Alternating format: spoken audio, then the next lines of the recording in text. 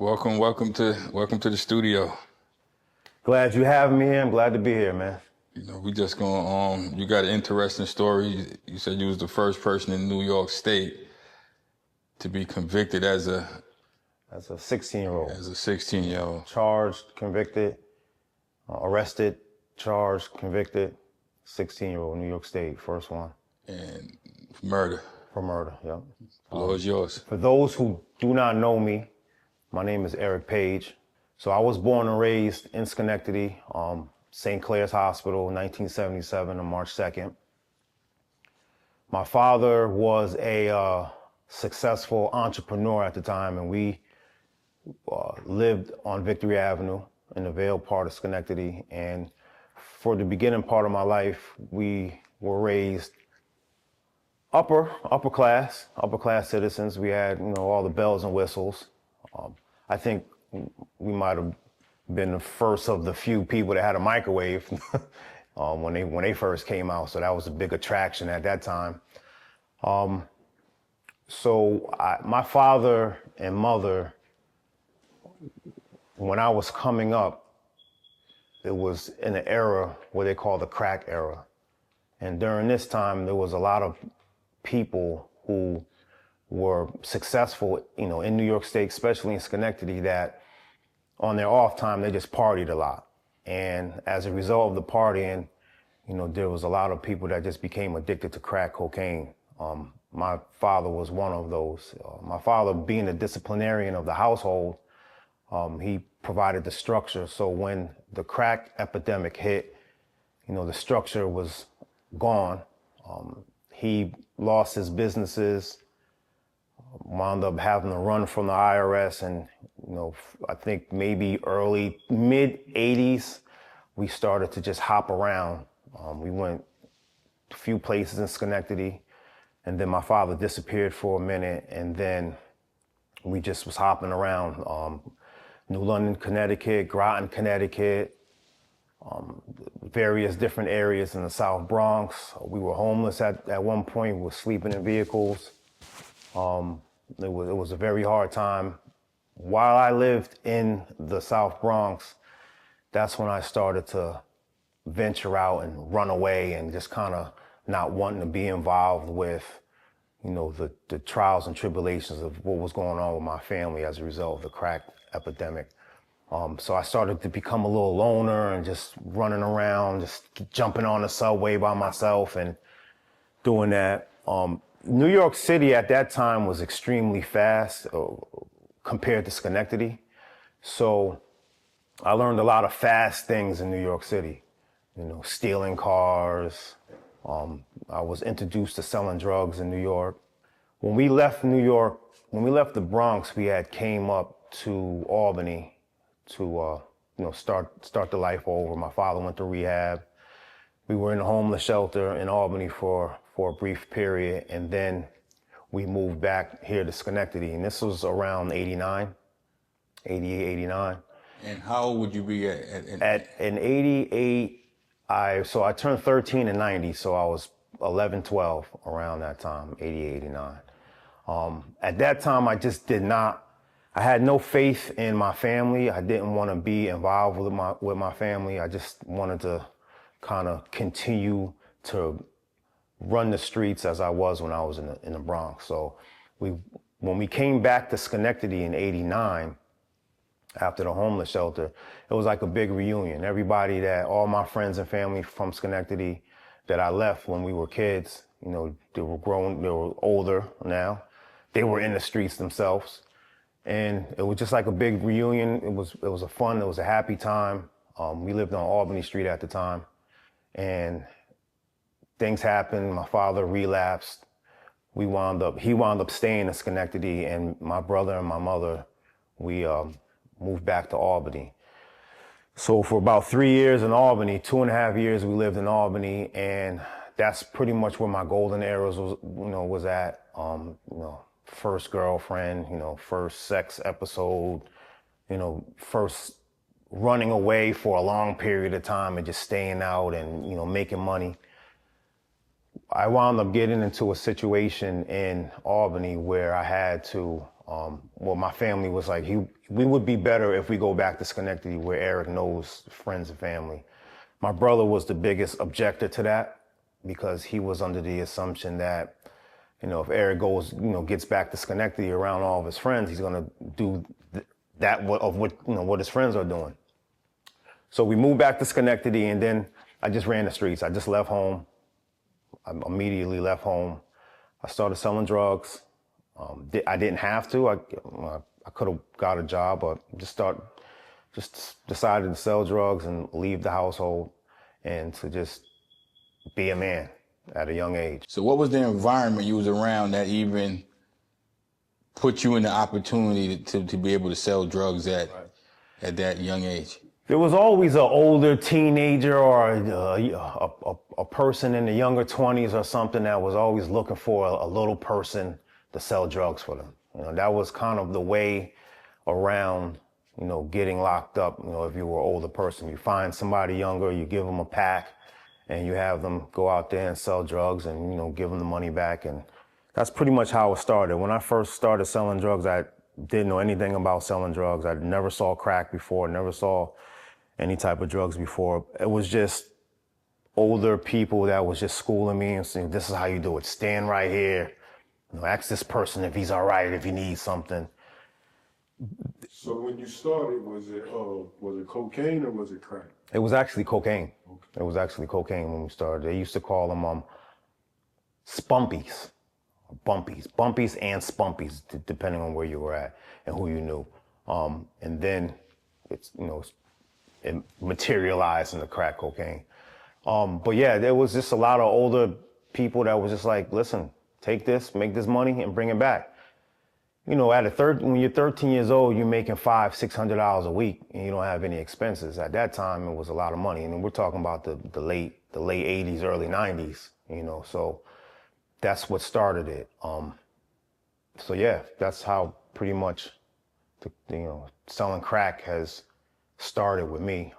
When we moved back to Schenectady in like 90, actually, I apologize. We moved back to Schenectady in 92. When we moved back to Schenectady in 92, I was already like a seasoned drug dealer. I had clientele in Albany. I had friends and family in Schenectady that was selling crack that put me on to clientele. And I was probably making $1,500 to $2,000 a week, at a 14, 15-year-old. And it was good money. It was more money than my parents were making. They couldn't tell me what to do, in that sense, because I was making my own money.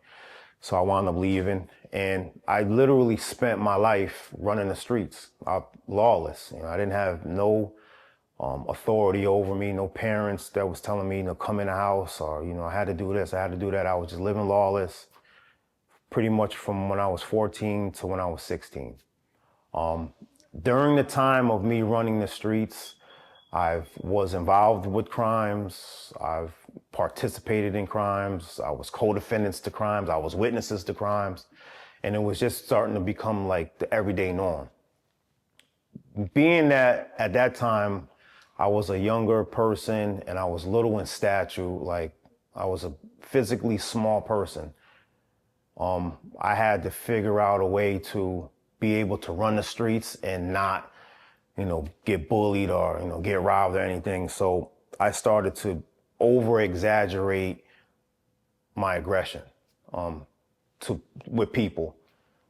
Just like a little dog barking loud. I was basically trying to do that. So I was involved with a lot of crime in Schenectady and other places in New York State. When I turned 16 years old on March 2nd in 1993, I was already out of control. I pretty much knew I was going to be going to jail. I thought I was going to be going to jail for drugs because that's primarily what I was just doing, selling drugs. On June 10th of 1993, it was a normal day. I was walking down Craig Street, turned down Stanley Street. About 30 cops. So we had a helicopter, we had some cops, cop cars, detective cars. They jump out, throw me against the wall, pat me down, and they would not tell me why they were arresting me or why they were questioning me. They just put me in the vehicle, brought me down to the police station and put me in a detective's room for about an hour before anybody even came in there and said anything. For about 5 or 6 hours into that questioning, they were questioning me about crimes that I had nothing to do with.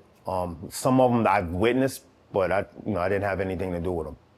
Eventually, they started questioning me about a homicide that happened on May 28th on Strong Street in Schenectady, in which 2 people were shot. One person died and one person lived.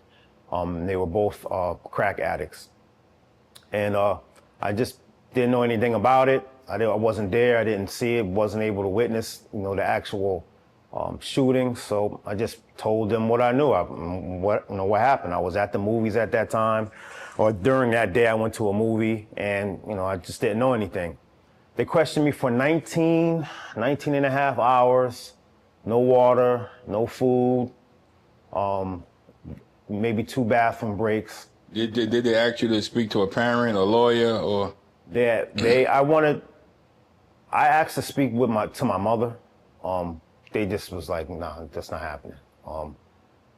They was not entertaining any request of mine. They were just like, listen, you're gonna tell us what happened. You're gonna tell us what you did. At one point, they even came into the room with a billboard or like a bulletin board, and they had 2 fingerprints on it. One fingerprint was alleged to have been mine, and one fingerprint was alleged to have been at the scene. And they basically used that bulletin board to coax me to confess. But being that I was never arrested before, I questioned them on how they even had my original fingerprint in the beginning. Once I asked that question, they took the bulletin board out and they left. It was like, all right, we tried, but it ended up being a fake fingerprint. And they just tried to get me to confess to the murder, but I didn't confess. I didn't, implicate myself or anybody else for that matter. So they charged me with drugs at the time. I had 4 crack rocks on me. I had 6 crack rocks on me and 4 bags of weed. So they arrested me on that. They charged me with simple possession. They fixed my bill at $35,000, brought me to the county jail.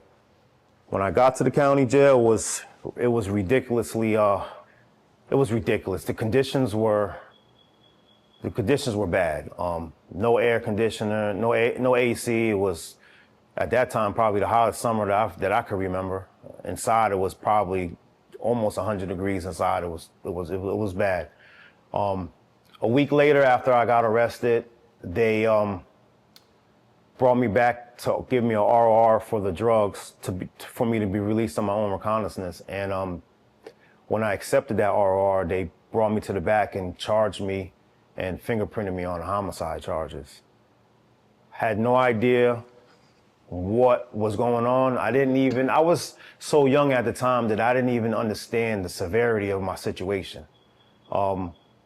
As soon as I got back to the county jail, we just started doing push-ups and playing spades like it was nothing. Like, all right, we're just gonna fight this, I guess. So I wound up doing 2 years in the county jail, awaiting trial. After about a year and some change, I decided, I'm gonna go to school, get my GED. I started realizing that a lot of my friends, they were in there, but they had easier situations. A lot of them were going to shock. Some of them were getting released, with probation or, minor stuff like that. So even though you ain't commit this murder, you was in the jail like life was normal? It didn't even hit you yet that you was fighting for your life? That didn't even hit me. I was there with a bunch of friends and family. So when I was young, so it was like we were just cracking jokes, doing push-ups, pranking each other, slap boxing. All of Schenectady that was my age, in or around my age, was locked up with me on the same tier or on the same block.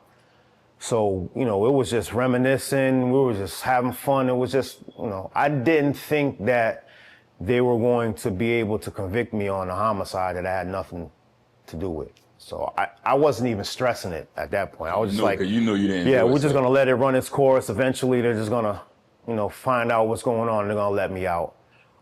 Meanwhile, a month before trial, they come down with 2 sealed indictments for drugs on me that I wound up, and I actually did sell to the undercover cop. I remember selling to the undercover cop. I knew that they were undercover cops, but I was like, they wanted drugs, they had money, I just took the money. So they brought that up at the beginning of the trial to try to get me to cop out to the homicide, the drugs, and for all known and unknown offenses that was committed in Albany, Schenectady, and Glens Falls. And they offered me 8 1/3 years to 25, 8 1/3 to 25, which basically was at that time a first-degree manslaughter. That deal was pretty much unheard of at that time for a homicide and for sealed indictments and for all known and unknown offenses. I refused the deal. When I refused the deal, that's when everything became real. That's when the DA was like, all right, everything's off the table. We're going to go to trial. We're going to have this trial. Even being a younger man at the time, and not really understanding what's going on in the world, facing a jury, having a jury trial is traumatic. When you have 14 people, you have 12 jurors and 2 alternate jurors that's going to decide whether or not you're going to spend the rest of your life in jail. It's big. You got a lawyer that you don't know, that for all intents and purposes, he's a public defender. He's just there to kind of do what he has to do. And then you got the political climate at the time was a lock him up, throw away the key. We had Pataki that was just coming in. We had the 3 strikes, you're out rule that just started. It was just getting tough on crime. So at that point, it was like, although he's 16 years old, we're going to give him the book. We're going to treat him like an adult. And that's basically what they did. So I had a 2-week trial. I presented an alibi. The only evidence that the district attorney presented against me was the surviving victim and the surviving victim's wife. The surviving victim's wife testified in court that it wasn't me. She doesn't know me, never saw me before, and I wasn't a participant in the crime. The surviving victim is the only one that said it was me. He admittedly testified that he smoked crack that entire day and he was high during the time. And the jury still found me guilty. So she was a legit eyewitness? She was a legit eyewitness. She seen everything, heard everything. She testified that she was at least a foot away from the shooter.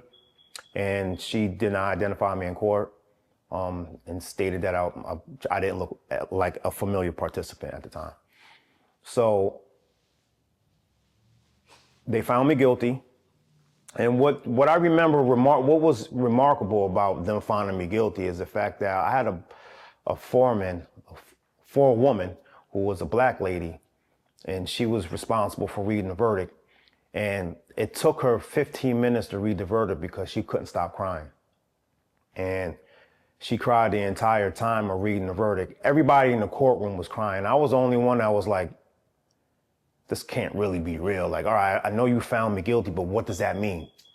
Right? What does that mean? I was 17 actually at that time. And I was like, what does this mean? And, they remanded me back to the custody of the sheriffs. I went back and played spades. I watched BET, played spades. Everybody asked me, what happened? I told them they found me guilty. And everybody's reaction is what made me started to realize, like, wait a minute, maybe I might be in a serious situation. I just thought that they found me guilty. When they sentence me, I'm a kid, they're just gonna let me out, and pretty much that's it. They laid down sentencing for 2 weeks later. I went to sentencing, and they sentenced me to 38 and a half years of life. I don't think anybody, whether it was the DA or the judge, I don't think anybody lost a bit of sleep. The way they sentenced me was real. It was real. It was hard. It was just like, you're going to jail for the rest of your life. You could potentially die in prison. So I didn't understand anything of that nature. I was just like, all right, basically it's kind of like the same question that you just asked. I was like, all right, well, out of 38 years, I'm probably only gonna do like maybe 5. I got 2 years in the county jail already, so I'm gonna be good. That type of situation. Who was the judge that gave you that time? Good question. I had Judge Clifford T. Harrigan, and I had Alan Gabel as the prosecutor at the time. Alan Gabel was the chief of the chief prosecutor of the crimes unit. He did all of the high felonies. And Clifford T. Harrigan is the one that presided over all of the serious felonies in Schenectady at the time.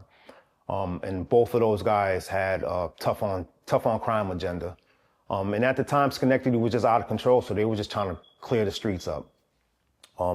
My lawyer whispered in my ear that, don't worry about it, you're gonna come home on appeal. And that was pretty much the only source of hope that I had at that time. I didn't know the severity of my situation until COs told me when I got back to the county jail. There was a few female officers that were crying. Pam was one of them. She pulled me. She was like, I don't know if you know what this means, baby boy, but this means that, you're probably never gonna come home. Once it hit the news media that night, I would say probably within a week, I wasn't getting no more visits. There was no more mail coming through.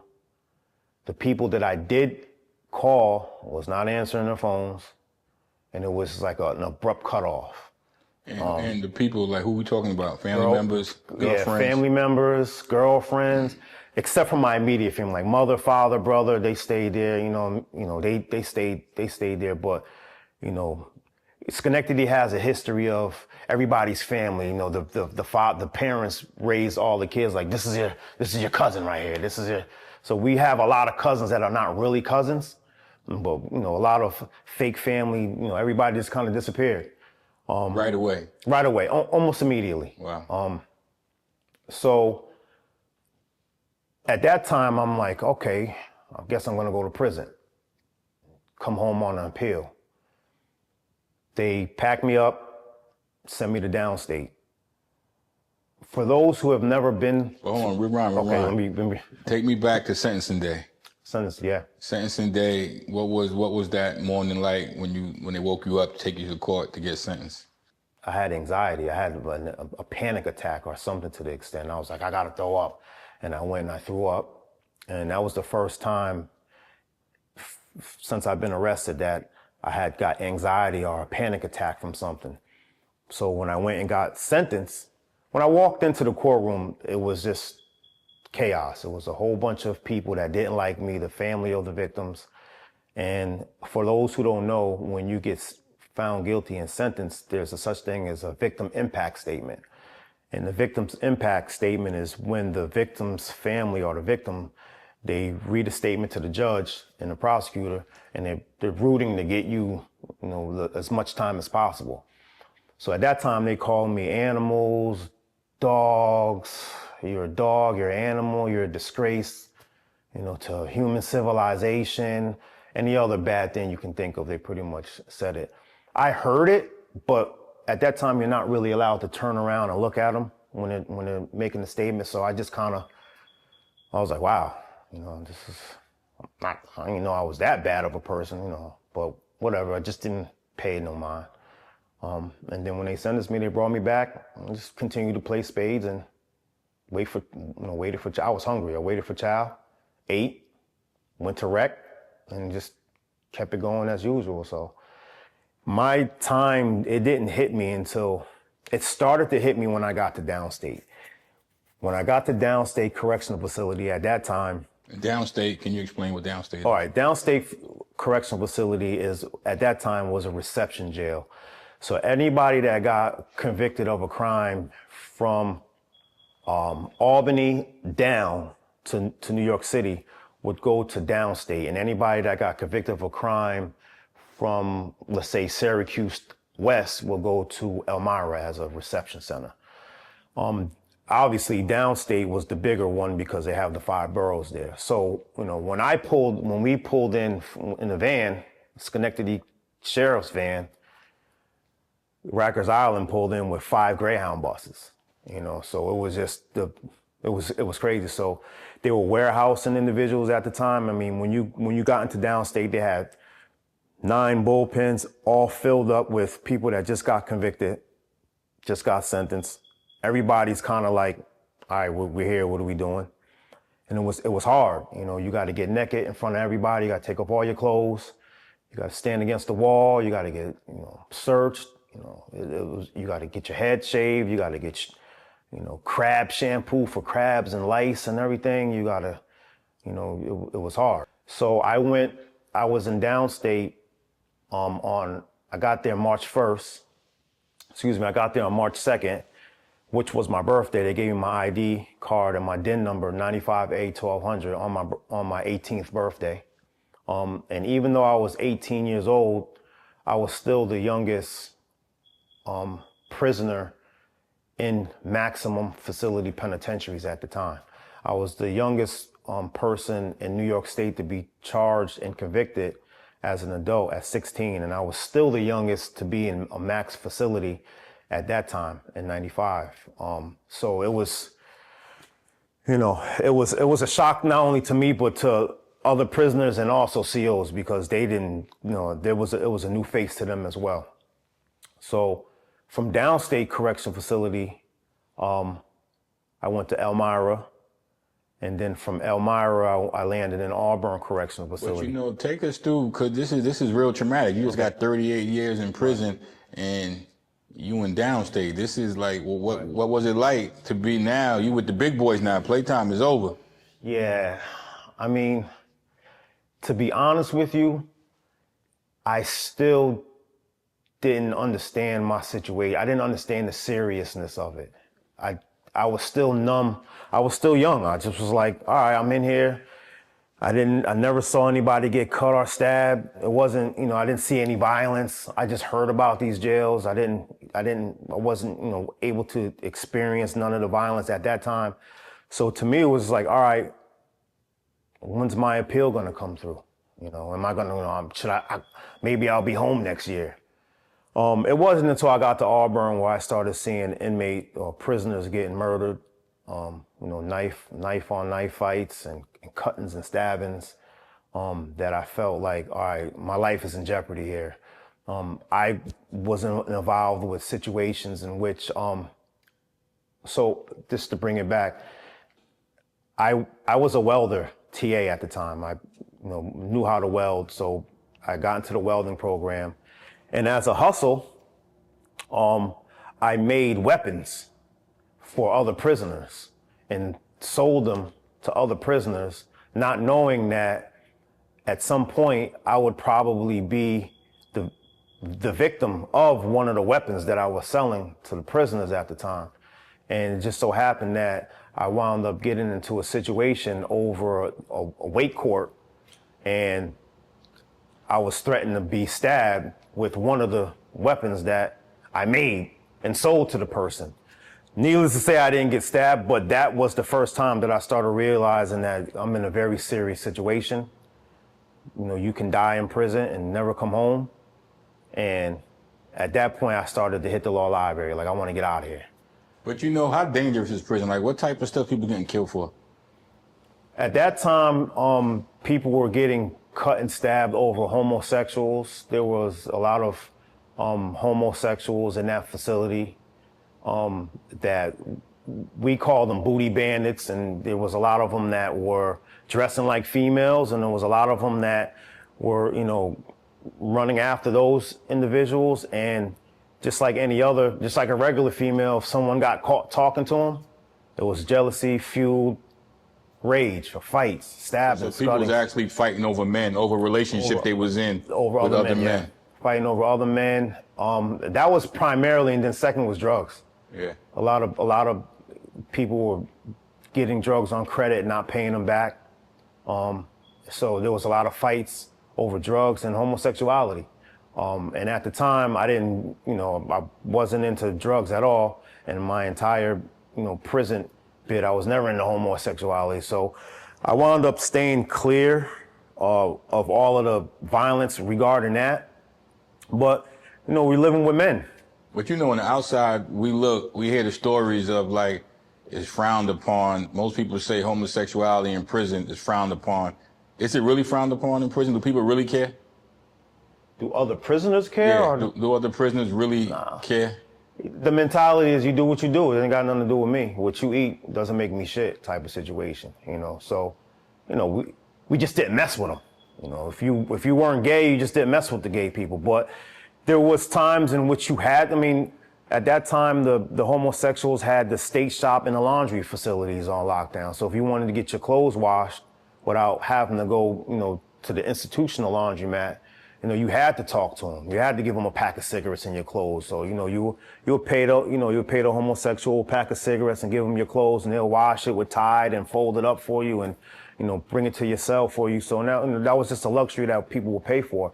But a lot of times when you did that, just saying thank you, you know, good looking, would cause a fight. Oh, you said something to my girl, type of situation. So it was really bad. And I've been, you know, I've seen a lot of real brutal stabbings. I was right next to somebody that had got stabbed in the neck, and they left the shank in the neck. And, you know, watching that, just being 2 feet away from that was traumatic. I think at that time I was still 18 years old. So yeah, I got into, I started to realize that it was really real and I could die in there. So when stuff like that happen, is what, you mind your business? You mind your business, yeah. Yeah. You mind your business. You don't say nothing. Keep your mouth shut, and go about your business. You know, don't say nothing. And that's pretty much how it was. You know, the police, they come and question you. My name Bennett. I ain't in it. I don't know nobody. I don't know anything. Leave it at that. And if they crack your cell too many times, you just stick your head out and just tell them, I'm not coming down there for questioning. You guys are putting me in jeopardy right now. And you just close your cell and, you know, so, you know, start witnessing homicides in front of you and realizing that, you know, you can't call for your family. You can't call for help. And I had an older brother that I couldn't call to help me out. I started to realize, like, the safest place in the facility would be the law library. So I went to the law library, and at the time, there's 2 different types of environments in jail. You have the people that are just living there, and you have the people that's trying to get out, and by way of the law library. So when I went to the law library, I was immediately greeted by a bunch of older men. But you know, not to cut you off, what's the percentage of people on vacation acting like it's whatever versus people really trying to come home? If I had to put a percentage on it, I would say it's like a 90, it's like an 80-20. 80% of the people in prison are just there, they're doing their time. They're making it their life until they get home. And there's 20% of people that we call freedom fighters. You know, so I was one of the 20% of the people. As you stay in the law library, you become more knowledgeable, and then the other people who don't want to come to the law library, they start relying on you to help them get out of jail, and they'll pay. They'll give you cigarettes, stamps, food, money, you know, money from street to street. So a lot of people, there's currency inside prison at that time when people, you know, give you money. So I wound up putting myself in that situation where there was other prisoners that wanted me to help them get out of jail. And I felt a sense of like I owed. The reason why, so let me just back. I've never gotten to any serious trouble in prison. I did no box time, and I did 7 days keep lock. How much time you did? 24 years and 10 months. And people would say that I was institutionalized. You know, I wasn't institutionalized. I don't believe that's not the reason why I didn't get in trouble. What kept me out of trouble was the fact that there were other violent prisoners in prison that was paying me to do their legal work. And if I did get in trouble, I didn't have the money to pay them back. So that was over my head. Like, I can't go to the box. You know what I mean? Like, Divine just gave me $1,000 to do his motion. Or this dude just gave me, you know, $500 to do his motion. Or this guy. You say that that's a dangerous situation. It's a very dangerous situation, because you have in prison, you have murderers, you have rapists, you have robbers, you have extortionists, you have conspirators, you have the same people that was extorting people out of their money was paying me to get them out of jail. And they were violent individuals. They were in prison for a long time already, and they was known to do violent stuff to people. So, and that's a major prison economy, huh? It's a major. This is real money we talking about. Real money here. People paying, like, this is cash money. I paid my way through college. Yeah. With money that I made or I paid college with money that I made from doing legal work. Yeah, this is not stamps. This is cash money. This is cash money. I used to have so much cash that I had a problem getting it out of the facility. I used to have to tape it to my genitals and bring it on the visiting floor and give it to my visitors. And as I started to get more time in prison, the officers became allies now.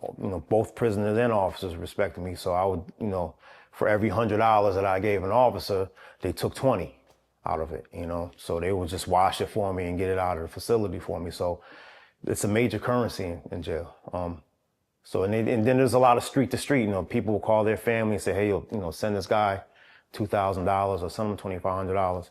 So I ended up getting married twice, or maybe I'm gonna get down to that in a minute. Yeah. I'll get down to that in a minute. But get back, right? Take me back to the old times that embraced you when you first got to the law library. 'Cause obviously, you didn't know nothing. You had to be taught and shown what was going on, how to fight your case, how to look up motions, how to file motions. Talk about that process. So the first person I ran into in the law library was an old timer named Convict from Rochester, and he was a Muslim guy. And as soon as I walked in the law library, he just like snapped his fingers, was like, come over here, sit down. And it was like, hey, listen, read this. This is Miranda versus Arizona. This is what your Miranda rights are. This is where your Miranda rights stems from this case. And then it was like, read this, read this case and read that case. So then there's a procedure in which they call special access to the law library. To get special access to the law library, you would have to have a court deadline in order to come to the law library every single day, all day, in order to meet your court deadline. Convict was the admin clerk at the time, and he had the ability to get me in the law library every day, 7 days a week from 8 in the morning to 9 at night. You just go back at 10 o'clock for count, you come back at 12, you go back at 4 o'clock for count, come back at 5, and you're there till 9 o'clock at night. So while I was in the law library, there was all of the violence and stuff was going on in the yard, and I was now being insulated from all of the violent stuff. Because I was younger and, I didn't abuse drugs or anything, I was able to grasp the legal concept a lot easier and quicker than the older people that would come in there. So people started relying on me to interpret case opinions. Your mind was fresher. Right, it was fresher. It was like, hey, read this and tell me what it's about type of situation. So for a period of maybe like 6 months, the people would just come in and give me a pack of cigarettes and say, hey, read this, brief this case opinion for me and tell me what it's about. And that actually helped me understand, case law and civics and, how the judicial system is arranged and structured. So it just went from there. It just went from doing that to, now you gotta learn how to type. So, I'm 100% autodidactic, which means basically self-taught, self-learned. And I taught myself how to type, pretty much how to brief case opinions, how to do research, how to write briefs up, how to write motions, pretty much everything that I know. I just learned it from just being in there, doing it. So yeah, that's pretty much how it happened. I just stayed in there. And once I had that time in and people started relying on me to help them get out of jail, I just felt a sense of, I had a duty to not only get myself out of jail, but to get other prisoners out because they didn't know. And that's one of the things in prison. Like, if you don't know, if you're ignorant, then you're going to get lost in there. You're going to have to rely on somebody else to help you out. So basically that was my job for 24 years. That's pretty basic. Well, actually 22 and a half years that was my job, just getting people out of jail. It got to a point where I was getting so much relief for other prisoners that I started to go through a depression stage. And it was a bittersweet. Like, I would get somebody some relief and they'll come to the law library and like, son, you're good looking. And I'll be happy for them, but they'll leave and I'll be mad. And I'm like, all right, I'm getting this guy home. I'm getting this guy home. I'm getting some time shaved off for this guy's sentence. And I'm stuck in here for 38 years. At that time, I got like 12 in now, 13 in. It's getting depressing at this time. People are dying. Family members are dying. I want to go home. And it's like, what am I doing wrong here? So I did basically a lot of appeals that got denied. And at one point I gave up and decided I'm just gonna be a football player, handball player, softball player. I'm just gonna do all that stuff and be the 80% of the people in the jail that's doing that. When I decided to do that, the population wouldn't let me do that. I would go to the yard and they would send me back inside. You'll go to the law library. We need you. You're the jailhouse lawyer. We need you in the law library. You're better there. And people would tell me, listen, don't come out to the yard. Somebody's gonna get stabbed. Go to the law library. You know what I mean? Type of situation. So So inmates started protecting you. Prisoners would protect me. Sometimes my cell wasn't cracked. I'll put down for the yard. My cell wouldn't even open. And I'll be on the gate, shaking the gates. See, yo, my cell. So even officers started. Officers like, no, you're in for the night.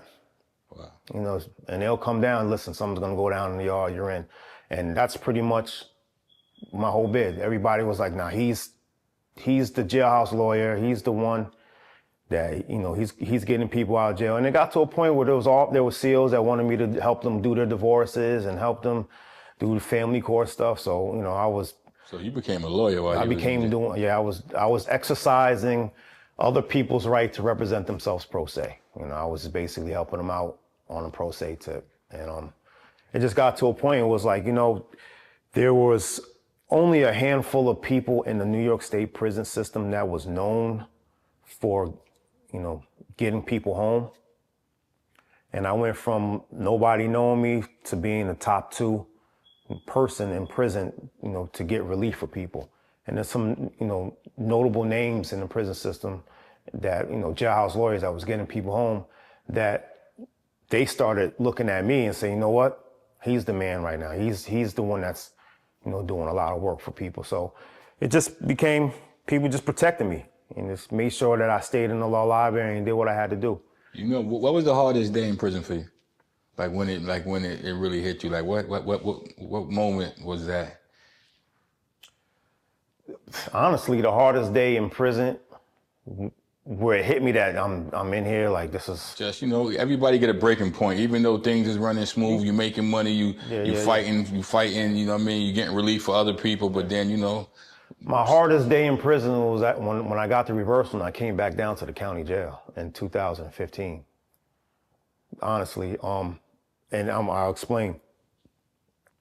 I grew up in prison, so I knew how to operate there. You know, I could be in my cell and I could hear the door, you know, open downstairs into the block. And just by the way the door opened, I know what officer that was. All right, that was Officer Smith. I could smell the cologne or the perfume. All right, that's Officer this. I know how I gotta act now. When this officer's on, you could do this. When this officer's on, you can't do this. When I got a reversal and came back down to the county jail, it was really hard because A, I didn't know anybody in there. And B, there was no programs. You're just stuck in your cell and you're just stuck there for 24 hours. I didn't realize that when you're in prison, you're programming every day. Your mind is kind of not really on the fact that you're in there. But when you get to the county jail and you're in the county jail and you're in your cell you're in the cell block for 24 hours, you got no programs, it just start eating you. It eats you. And although everybody was like, hey, OG, you know, he's done a lot of time. I think that they were probably stronger than me in doing time in the county jail than I was. I actually got to a point where I wanted to kill myself. And that was the first time in my entire prison bid that I even contemplated committing suicide. And it's funny how you can get a reversal and come back down and, you know, you're looking at freedom. It's imminent. It's right in front of you. But you're so depressed because your routine has changed so much that you feel like killing yourself. And it was tantamount to someone that never been to jail before that just got arrested. You know what I mean? I just felt like I can't live here. So I ended up going to the nurse and telling them that I couldn't sleep. And they wound up giving me a medication called trazodone. And that was the first time I ever took medication in my entire bid. Never took any medications outside of some ibuprofen or Tylenol in my entire bid. And when that happened, it was taking the drug was worse than not being on the drug. You know what I mean? I was like, this is crazy. So yeah, that was the hardest part of unbelievably, that was the hardest part of my bid. That's when I realized, like, if I don't make it out of here, now, then I'm not going to make it out of here. So that was pretty much the hardest part. So yeah, that's pretty much my prison bid was easy in the sense that for procedure purposes, I didn't have it bad. Psychologically, in prison, it was just bad. It was hard because, you know, your family members are dying. People are going on vacation. They're sending you pictures. People are having kids. You know, you're just missing a lot of stuff that's going on out in the world, and it becomes taxing and trying. What was the motion you put in that got you some relief to ultimately come out? So I put a motion in they call the 44010. It's a post-conviction motion. It's a motion where if there's any evidence that's not on the trial record that if was on the trial record, it would require a reversal of your conviction. That's the motion that you would do. So I actually did 3 of them in the past and they were denied. And the prior 2 were based upon ineffective assistance of counsel. My lawyer had statements from a confidential informant that was in front of the crime scene and told the police officers that it was 3 individuals and none of the 3 individuals, you know, was my name. My lawyer never let the jury know that, never told the jury. So the jury found me guilty, not even knowing that there was somebody that witnessed the crime and those who did it. But the court denied me on that 2 times, actually. The 3rd time, I actually found an individual that was next to the confidential informant that decided to give me an affidavit stating the same thing the confidential informant told the police back in 1993. An affidavit is what exactly? An affidavit is a sworn statement from an individual.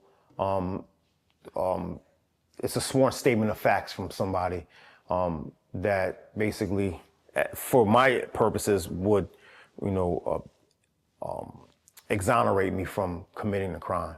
So that person at the time, and for the sake of just confidentiality, I'm not going to put his name out there, but that person at the time, he gave me an affidavit.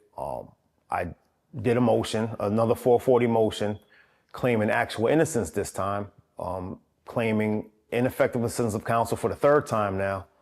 And I filed the motion. Judge Karen Drago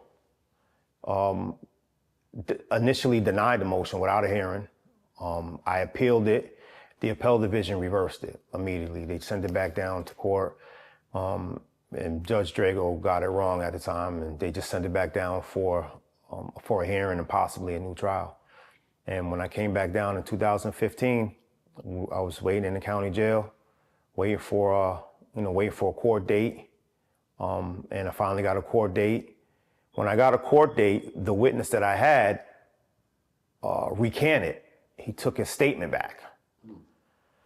He basically told the DA that I manufactured the statement. I put everything together and he just signed it, and everything that's in the statement wasn't true. So now... Was he under any type of pressure, or what was going on with him for him to redact that? I have no idea what made him, you know, he seemed like he was there in the beginning, and then after 8 months or 9 months of being in the county jail, he just walked over to the DA's office and said, "Hey, listen, I seen the card that you guys put on my door. You know, I didn't have anything to do with this." Oh, the time was eating at him. Time was eating at him. Yeah, so the day I was going to court was actually a day that they were dismissing my case. I was in the bullpen.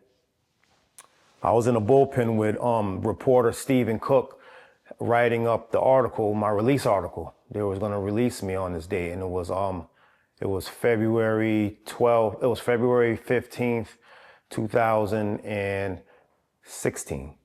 And I was going to be released. The indictment was going to be dismissed, and I was going to be released from jail.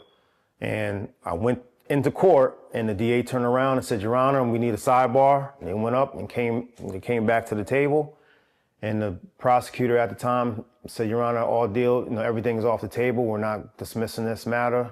We have information to believe that Eric and his brother are manufacturing witnesses. And he turned around, looked me in the face and said, Eric, if you're manufacturing witnesses, you better stop. You're going to get yourself in trouble. So I'm like, wait a minute. Am I manufacturing witnesses or am I not? Like, what am I doing here? So they adjourned it. And basically at that time, they decided, we're going to walk you out of jail, but we're not going to dismiss your indictment. We believe in your innocence. We understand that you're doing everything that you have to do or must do to get out of jail. We just don't want you to rub pie in our face for the most part. So they offered me 20 to life. I had 24 and a half years in at the time. And I decided to take it because my father was sick. So I decided to take it and not sue him or not, rub pie in the face. And that's how that happened. So by you taking a plea, that you kind of give up your right to. By me taking the plea, I had to admit, I gave up my rights. I had to admit guilt. And my problem at the time, my problem with that was, how could I plead guilty and admit guilt when there was 2 other participants alleged to have also been involved with this crime? Like, if I'm pleading guilty, I can't even tell you guys the story with 2 other participants because I don't even know who the 2 other participants were. They wanted me to plead guilty so bad, they said, we're not even going to ask you about the 2 other participants. We just want you to say that you did it. And you can't sue them. And you can't sue them. So I went, I literally, did you do it? Yes, I did it, Your Honor. And all right, here's your 20 year life and go back to prison. So. But was that a decision though, and to take a plea of guilt, was that easy to do? No, that's the hardest thing in the world is to, even if you are guilty, but to tell a lie or to tell the truth for so long and then have to tell, like, for example, if I'm in there for my entire life saying that I didn't commit this crime, the hardest thing to do is to stand in front of a judge and to lie and say you did it just to come home. And I'm like, at this point, the system is a joke because they're not concerned about if a person really did it or they didn't do it. They just want somebody to go down for the crime. And they legitimately made that a condition of the plea. I had to get up there and say that I did it. Now, there's a plea called an Alford plea. An Alford plea, in Alford versus North Carolina, states that a person could plead guilty without admitting guilt. That's like no contest. Yeah, it's like a no contest. So they could have offered me an Alford plea for me to plead guilty. And it's sort of like someone accepting a settlement in a civil lawsuit. Like, all right, you're not admitting that you're guilt because you're accepting the settlement. You just don't want any more legal troubles anymore. They could have Alford pled me if they wanted to, but they wanted me to admit to committing that crime in order to get out of jail. Because they did bad at that time. Like you said, you was the youngest. You got me locked in all these prisons with these grown men. They did bad. Yeah. And they put you back against the wall because at this moment your dad is sick. My father at the time. He pretty much died soon after you came home, huh? My father had prostate cancer and liver cancer, and he wasn't going to be around long. I thought he was going to be around a lot longer, but I wound up taking the plea in August of 2016, seeing the parole board immediately. And so what happened, I'm going to explain this. I went back to prison in August of 2016. I had an immediate parole board date in September. In September, I went to the parole board. They didn't even tell me what the date was. I was actually in the yard doing squats, and they called me from the yard to the front of the jail for parole board. Now, I got dirt on me. I'm sweating. They're like, "Hey, you got a parole board right now." I'm like, "Can I go get dressed?" No, you got to go in there now. It's on closed circuit TV, so the parole commissioners are in Fishkill. I'm in Green Haven, and we have this parole board. It's 5 minutes. It was a 5-minute parole board. They asked me what happened. The parole board didn't know that I received a reversal. They were like, "How are you here? And your release date is like in 2029. Like, how could this be? Like, what's going on with this?" And I'm like, "I just got a reversal." It was a 5-minute parole board ordeal. And then I left. When I left, 3 days later, the in-house parole commissioner came to the law library, pulled me to the side and said, "You made the parole board." I was like, "I'm going home?" I'm like, "Yeah, you're going home." I was like, "Wow." I was like, "All right, so we got about a year or something?" They were like, "No, you're out of here. You got an expedited release date for 2 weeks." So I filed a grievance because I felt like them kicking me out of jail in 2 weeks was setting me up for failure. I felt like they should have kept me there for 6 months or maybe a year so that I can get my birth certificate, my social security card, find a place to live.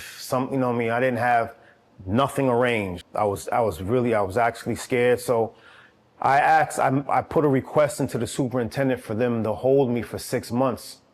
And they laughed at me. They came to my cell and laughed at me. Like, "You're out of here, man. You're out of here in literally 10 days. You're out of here." So I filed the grievance hoping that would slow the process up, and they denied the grievance. So,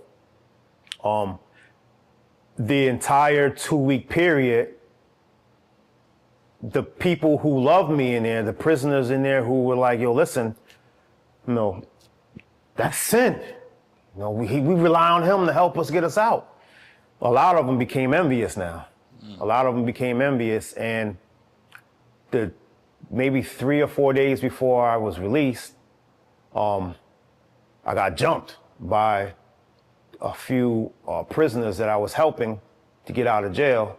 And the only reason why, now just for the record, they jumped me, but they didn't come out on a good end on that jump tip, right? I left with a small black eye with that one. But the only reason why they did that is because I was helping them on a case, and they felt like I shouldn't. If I leave, I'm not going to be able to get them home. So they tried to get my date taken from me. So they wasn't really trying to hurt me. They was just trying to get me in trouble enough for my date to get pulled. And honestly, when the police handcuffed me and brought me back to my cell, I was like, man, this is a good idea. Maybe I can get my date taken and I can stay here a little bit longer and then, get my stuff in order and come home. They were like, "We don't care what happens. You're out of here." You know what I mean? So that didn't work.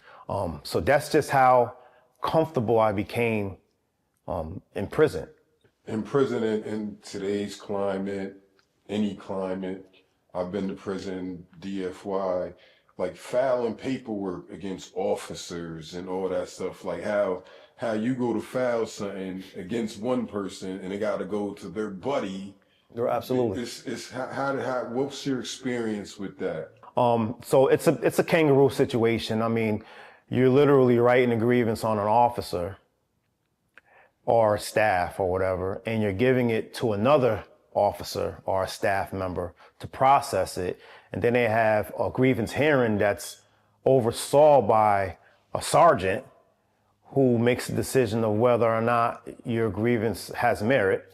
And then he obviously is going to deny it. And then it goes to the superintendent, who also is a coworker of the officer or the staff that you wrote up. He denies it, and then it goes to Albany, who, for all intents and purposes, it may have been an administrator of that facility or some other facility who is now in Albany who's reviewing the grievance, and they deny it. And at this point, people file grievances just to exhaust their administrative remedies so that they can sue. And no one files a grievance with the expectation that it's going to be granted and you're going to get relief. As a cautionary tale, right? Because this interview, this is part one. Right. Because this is a lot to unpack. Right. We're going to have you back in and talk about, when you got out of prison and what was that like, and how you rebuild your life as we know you today is doing a lot of amazing things in the community. Mm-hmm. But, how easy is it for a young person to get in prison, and how hard is it to get out? It's effortless to get in there. I mean, you don't have to do anything to put yourself in a situation. You just got to make a bad decision. You make one bad. Everybody is one decision away from going to jail or dying at some point. And where we're coming from, right? So you know, it was extremely easy. You know, I didn't even do anything to go to prison. You know, I was just in the wrong place at the wrong time. But Especially at that time, people that don't time. understand our neighborhoods was under siege. Right. Schenectady had the highest per capita murder rate in 1993. You guys can Google it. You know, it was bad. I think at 93 we had 7 homicides. And then we had a whole bunch of attempt murders that was going on, a lot of drug-related feuds at the time. Crooked officers who eventually wound up going to jail for their crookedness. The county jail was crooked. You know, there was drugs in there. There was more drugs in the county jail than there was actually in prison. And the penitentiary was loaded with drugs. It was an environment that was conducive to incarceration at the time. You know, everybody had all the ingredients. Now, when you get in there, it's virtually impossible to get out of prison. Although I was responsible for people getting time cuts, I was never responsible for anybody's indictment getting dismissed, you know. So that happens very oftenly in there. Usually when you're in there, you're spending years in there trying to get out, or there's a lawyer that's spending years trying to get you out of jail. I just didn't have the money to pay for a lawyer at the time in the beginning of my bid. So I decided, you know what, I'm gonna DIY it. You know what I mean? I'm gonna go in a law library and do it myself. I didn't have enough money to pay another prisoner to do it. And when I did have money to pay another person in the law library, they wouldn't accept it. They were like, nah, you are just as smart as me. You can benefit if you sit down here and learn it yourself. So, you know, I got a lot of tough love from the people in there, but it was love though. You know what I mean? And it was love, and it was just like, listen, you know, here, I didn't have money for a typewriter. Like, here, take a typewriter. This is my typewriter.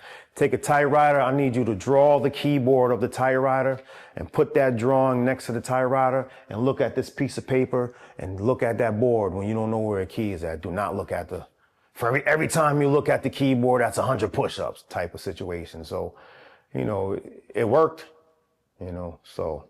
You know, what kind of work you do today? Right now I own a paralegal firm. And I subcontract myself and my services out to other attorneys who either don't want to hire support staff or don't have enough money to hire a full-time paralegal. So they hire my services. And so I just work with a lot of different attorneys. You know, since you've been home, did you double back and help some of the guys that you left? Absolutely. I'm currently helping individuals right now.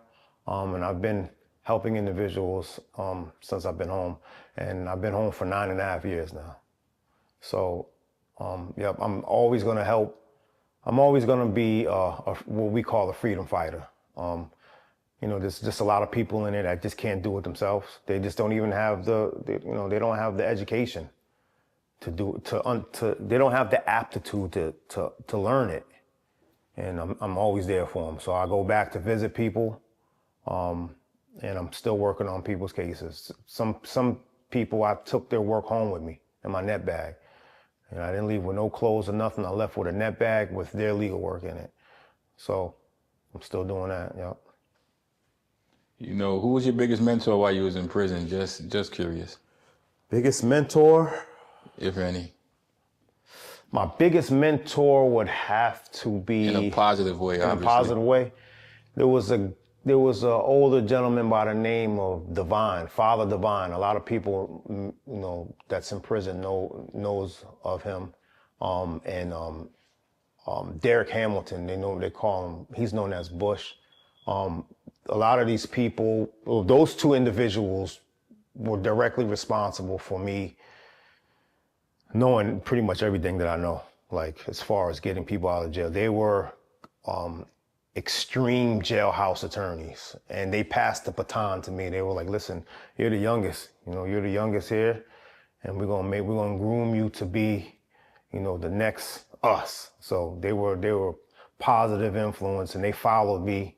Well, Father Divine followed me my entire bid. I only was with Derek Hamilton for about 8 months to a year, but Divine followed me my whole bid, and They still in prison today? They're home. Derek Hamilton is home. He got himself home. Divine is home. Jabbar Collins, he was another one. He's home. So all of these people, Convict is home. So all of the people that put me in position to get myself home, they're actually home as well. You know, before you cut it off, just to add on to that, a lot of people, what I understand now in a manner that I didn't understand when I was younger, that the environment that we grew up in wasn't an environment that fostered good decision making. And it was all too easy for us to make bad decisions, and it was just complicated for us to make good decisions when we were younger. And I think that throughout my incarceration, the longer I practiced making good decisions, the easier making good decisions became. So I looked at my incarceration as like a scrimmage, like I was scrimmaging. Like I didn't know if I was ever gonna come home, but I've always said, told people if I ever make it home, I'm gonna be like that immigrant that comes to this country and just sees all the opportunities, You're the only person that I've ever encountered that was rehabilitated in prison before you came home. And I say that to say, like how you said, I was protected. I went to the law library every day. Most people don't have that installation. It's flight, fight, whatever you got to do to get to the door to get home, and then you can work on yourself. But you were able to work on yourself in that time, and that's. But what I was gonna say was that, I was rehabilitated in a sense, but like I said, everything is decision making, and I tell people all the time, like, if you can be around somebody that's making good decisions and glean from that, eventually you will start making better decisions, And me coming home after doing all that time, after doing, making good decisions, it was easier for me to make good decisions out in the world because I was practicing doing that my entire time in prison. So when people ask me, like, how were you able to kind of make the transition to being an entrepreneur and, living good? How were you able to make that transition? And I tell people all the time, it's the quality of the decision making that you make, and that has to be something that has to be practiced over time. People, places, and things. People, places, and even putting yourself around the right people is a part of decision making. Being in the right place is part of making good decisions. So everybody that I know that have done long-term time or have done time and is out here in the world right now and that's doing good, they're very good decision makers. And that's the key to pretty much all of that coming home stuff. So as we wrap this up, we're gonna do a big R.I.P. to Milkman, aka R.I.P. to C's, Fat man. Ass. You already know my guy. Yeah, that's my guy right there, man. R.I.P. bro. Peace. R.I.P. Peace.